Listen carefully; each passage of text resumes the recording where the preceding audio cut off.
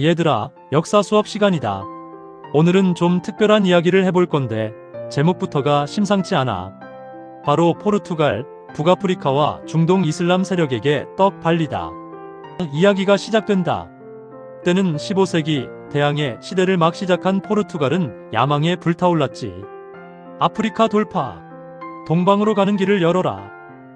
이런 구호를 외치면서 말이야. 포르투갈의 왕 조왕 2세는 아프리카 해안을 따라 남쪽으로 쭉쭉 내려가면서 금도 캐고 향신료도 얻고 와, 역시 우리가 최고, 이러면서 엄청난 자신감을 뿜어냈어. 포르투갈은 탐험과 정복에 눈이 멀어 대서양을 가로질러 새로운 무역로를 개척하려는 꿈에 부풀어 있었지.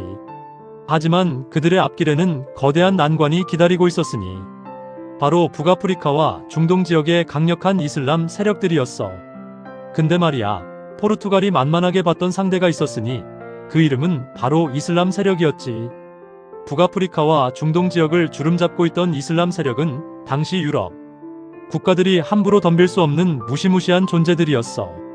특히 맘루크 왕조, 오스만 제국 같은 애들은 군사력도 어마어마했고 상업적 네트워크도 엄청 탄탄했거든. 이슬람 세력은 강력한 해군을 보유하고 있었고 지중해와 인도양을 장악하며 동서양 무역을 주도하고 있었지. 포르투갈은 이러한 이슬람 세력의 강력함과 불을 간과했던 거야.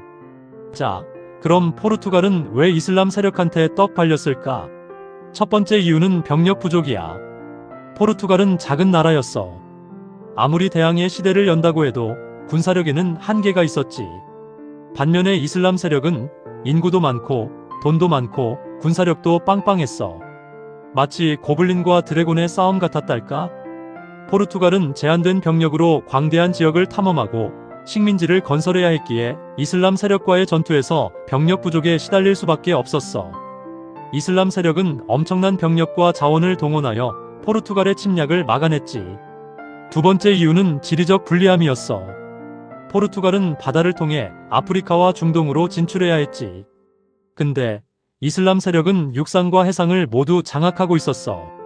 포르투갈 배가 나타나면 육지에서 매복하고 있던 기병들이 튀어나와서 공격하고 해상에서는 이슬람 해적들이 나타나서 약탈했지. 아, 역같네. 이런 말이 절로 나왔을 거야. 포르투갈은 험난한 해상 항해를 거쳐야 했고 이슬람 세력은 자국 영토를 유리하게 이용하여 포르투갈의 보급로를 끊고 기습 공격을 가했지. 게다가 아프리카와 중동 지역의 기후와 환경은 포르투갈 군인들에게 익숙하지 않아 더욱 불리한 상황을 만들었어. 세 번째 이유는 전술의 차이였어.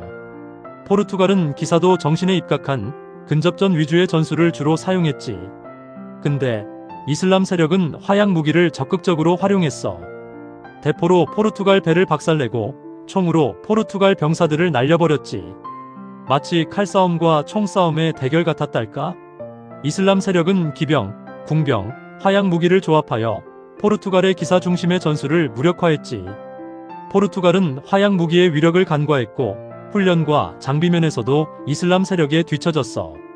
결국 포르투갈은 북아프리카와 중동에서 여러 차례 패배를 맛보게 돼. 알카세르키비르 전투 같은 곳에서는 왕까지 전사하는 굴욕을 겪기도 했지.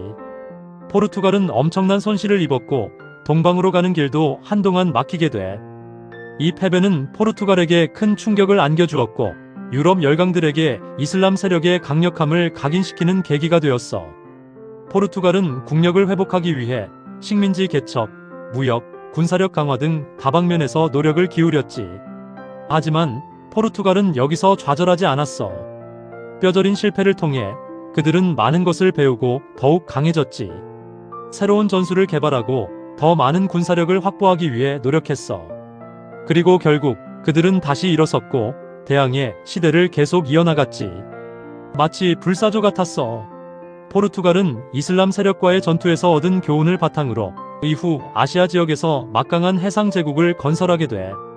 포르투갈의 실패는 훗날 유럽 열강들이 아시아를 식민지화하는 과정에 큰 영향을 미쳤지.